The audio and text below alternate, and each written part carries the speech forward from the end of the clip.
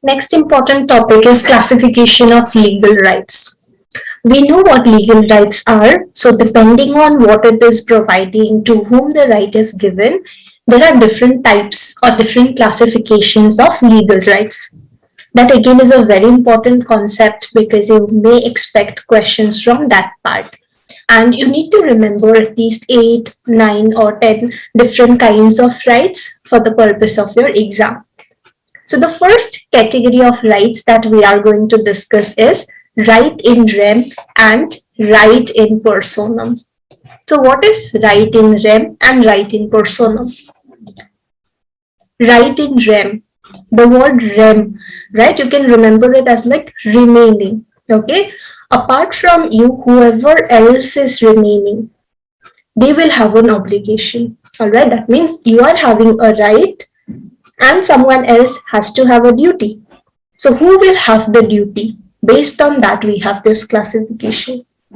If you are having a right, apart from you, right, whoever else is remaining, all those people will have an obligation, will have a duty to respect your right. That is called as right in rem. Take for example, you are owner of a property. You have the right to enjoy that property exclusively to the exclusion of others. And there, all the other remaining people have an obligation to respect your right. So, your right, being the owner of a property, is right in rem because all the other people will have an obligation to respect that right of yours. Now, what is right in personam? As in, it is some fixed person, some specified person who will have the obligation. Take, for example, there is a contract between you and me, and I have promised to do something for you. Okay, so under the contract, you will have a right in personam. You can ask for performance of the contract, but you cannot ask it to any random person. You should come to me and ask me to perform it. Okay, so that is right in personam. Same ways, if I have taken 5,000 rupees from you and made a promise that I will return it within 2 months, you have a right to get back that amount. But it is a right in personam. You can ask for it, but you can ask for the return only from me. That is right in personam. It is on a fixed person or a fixed group of persons, a fixed entity, a fixed organization. Okay, that is the first category of right, which is based on the duty, on whom the duty is imposed. Based on that, we have these two classifications, right in rem, right in personam. Second type of right is positive and negative rights. So here it is depending on what kind of obligation or duty is imposed. Is it some positive duty where you need to do something, or is it some negative duty, negative obligation where you should not be doing something, where you should refrain from doing something? Okay, so a positive right is a right when some action needs to be done by the person. Like if I say right to free education, if you are been given right to free education, being a kid of the age group 6 to 14 years, the education department, the teachers, principals there in the government school, they have a positive obligation to provide you free education. So that becomes a positive right. Okay, the other party should do something, should do some act, perform some act for you to enjoy your right. That is nothing but positive rights. But what is negative rights? As in the other party who is having the obligation, who is having the duty, they should refrain from doing something, like right against self-incrimination. Self-incrimination as in you should not be compelled to appear as a witness against yourself. You have a right not to plead guilty, right? And in that case, the entire trial process would go on to decide your guilt, right? So that is a negative right wherein the judiciary should not compel you to appear as a witness in the court against yourself, right? So that is the difference between positive and negative rights, which is the second classification of or rights that we have. Third one is personal and proprietary right. So personal rights are the rights in respect of owner of the rights. Personal rights has no economic value. Personal right as in you have some personal rights like right to live with dignity. Under Article 21, we have a right to life, but that also includes right to live with human dignity. That is why hanging, public hanging is being prohibited. Even though capital punishment is allowed in rarest of rare cases, public hanging is prohibited. That is a personal right. Same ways, right to freedom of speech and expression, right to profession, right? All these are your personal rights. You can enjoy it. But it is not having any such economic value. You are not getting any monetary benefits or something. It's just making your life better. It's making your life livable. That is personal right. Then what is proprietary rights? So proprietary rights basically mean that the owner of the property would get some rights wherein he will have some economic value. Like if you have invented something, you will get patent over it. And that will give you some economic value. If someone else wants to use your invention, they will have to pay you royalty. That means you will get some monetary value out of it. Same ways, right to land. If you are owner of a property, you can maybe lease out your property, you can mortgage it, you can rent it, and you can get some monetary value out of it. You can even sell the property and get some good amount for it, right? So that is nothing but your proprietary right. You are the proprietor, you are the owner of it, and it will have some economic value as well. But personal right as in just your right which you need, like right to privacy and stuff like that. Next one is perfect and imperfect right. So what is perfect and imperfect right? Perfect rights are the ones which are protected and recognized by law. We can go to the court, file a case for enforcement of our rights in case they are violated. Like if I have take for example, if I have a right to if we have entered into a contract, okay, it may be a perfect right that I can file a case. If you are not following the terms and conditions of the contract, I can go to the court, I can ask for performance of the contract, right? I can enforce my rights. That will be perfect rights because I can approach the court, I can take legal help for enforcement of my rights. Same way, there are something which are called as imperfect rights. Imperfect as in maybe you had a right, now you don't have the right to approach the court. Like we have a concept of time barred debt. As in, if I have taken 5,000 rupees from you and made a promise that I will be returning it to you within 2 weeks, but I did not return. So after that, you can file a case against me for recovery of money, but then there is a time limit. You can maybe file the case within 3 years. After 3 years, if you fail to file the case, it will become a time barred debt. You had a right previously, but now you cannot enforce it legally. After the limitation period is over, you cannot go to the court to ask for or enforce your right. But yeah, within your own means, you can still try to convince me that it's not a very good practice to just take money from someone and not to return. You can try to convince me, but legally speaking, you cannot enforce it legally. You cannot take the help of law. Okay, so that will be an imperfect right. And perfect as in you can go to the court, you can enforce it. It's all legally valid. Next one being principal and accessory right. Principal as in the main one, it's the main right.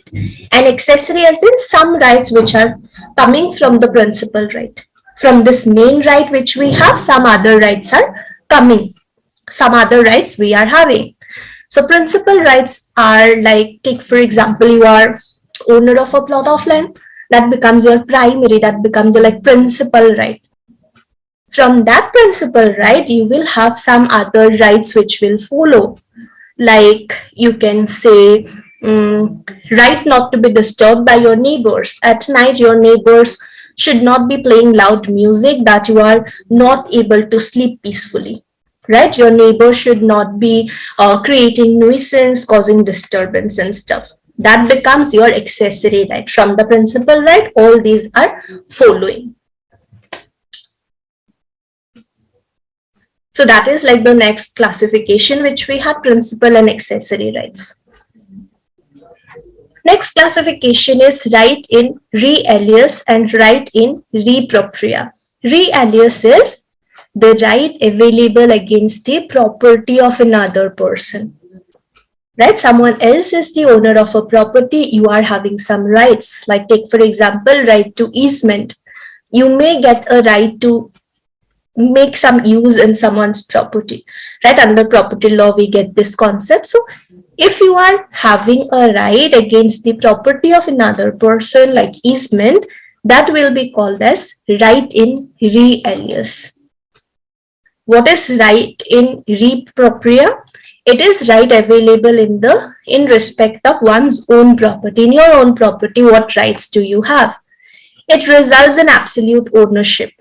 This is the result of jurisprudence concept of ownership. You are the owner, being owner of the property. You will have some rights over it. That is nothing but rights in re propria. But sometimes, based on the concepts of law, you may get some rights over another person's property as well, which will be right in re alius. Next classification is corporeal and incorporeal rights. Corporeal as in something which we can see, touch, and feel. So if it's a right where over us, like an object that we can touch, see, or feel, that right will be called as corporeal right. Okay, so corporeal right as in if you have purchased a watch, right? You can see that watch, you can touch it, feel it. So that right will be called as corporeal right. Next one is incorporeal rights. So what are incorporeal rights? As in, it is your right over some object that you cannot touch, see, or feel, but still you do have the right. Like right to reputation. As such, you cannot touch, see, feel, or show your reputation to anyone, right? But still you have it. So your right to reputation becomes your incorporeal right. So someone else should not be publishing defamatory statement respecting you. If those statements are published, those are false statements, the person will get will have to face the consequences, whether civil or criminal. Right, so that is another classification, corporeal and incorporeal. Corporeal as in something you can touch, see, feel, over that you have a right. Incorporeal as in you have a right over something that you cannot touch, see, feel. Like right over like intellectual property rights that we have over our creations. Next classification is legal and equitable rights. So legal rights are protected by common law. Based on the Court of England, we have all the, based on usages, customs, or some, nowadays we have all the acts, legislations that talk about those rights, also about the protection. Okay, so those are legal rights, which are recognized under some statutes, accordingly protected by the judiciary as well. Equitable rights are something which are protected by equity code, as in even though rules and regulations are properly written in a statute, sometimes judges are also free to apply their mind. Okay, and they can twist a little bit the acts that we have, right? They can twist it a little bit just to ensure that justice is served to the people. Okay, that is called as equity. So what judges will do is, rather than properly completely sticking to the written rules, sometimes they may apply their mind and here and there make some changes to ensure no one is losing out on their rights. They are getting equity. Take for example, legal right would be that for a valid contract, we have certain essentials. The parties should be major, mentally sound, not otherwise disqualified. So legal right as in if these three conditions are fulfilled and you have entered into a contract, you can ask for its enforcement. Equitable right means sometimes, even though there here and there some twist is there, court may still make the person liable. Like if a minor is trying to misrepresent his age and trying to gain some benefit or profits from the other party, court may ask such minor that you need to return those benefits because you are misrepresenting your age and unnecessarily gaining profit out of this provision of law. That will be nothing but equity, right? Equitable right, which the parties will be having, and it will be recognized by court. As such, it might not be written in some statute or rule book, but legal rights will be the ones which are recognized by law, written down properly somewhere. Next classification is primary and sanctioning rights. Okay, it should be. So primary right is important than the very basic right.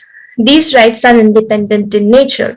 For example, right to reputation is like a primary right. If your reputation is being affected by someone with some false statements being published, you can approach the court, whether the civil court or the criminal court, you can file a proceeding there. But when we talk about sanctioning rights or secondary rights, they are like the resulting rights. Okay, so secondary rights are like the resulting rights. Only when your primary right is being affected, all these other rights will follow. Okay, so primary is like the basic one, and secondary will something which will follow, like principal and accessory right. It is somewhat similar. Okay, because we have so many different classifications, sometimes you may feel like these classifications are somewhere or the other overlapping. Okay, because there are a lot of different classifications. Like we are on the 10th point now.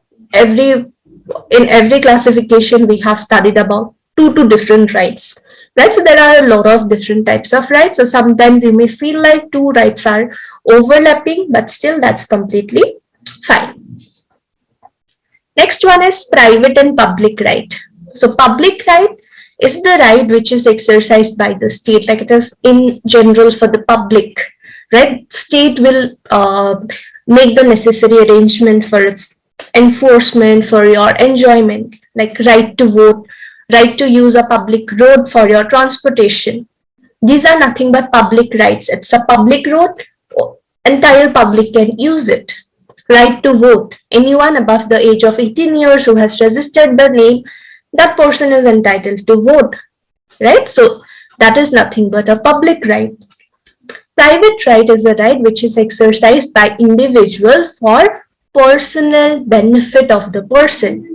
For example, right to privacy, right to clean water, right not to be disturbed by neighbors, right? You have a right to enjoy your property peacefully.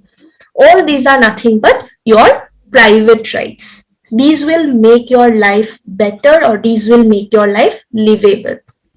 That is the next classification which we have.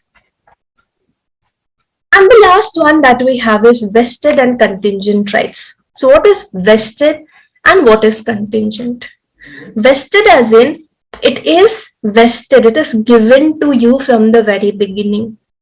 If today you have purchased a property, this right to enjoy the property exclusively to the exclusion of others, it is vested on you.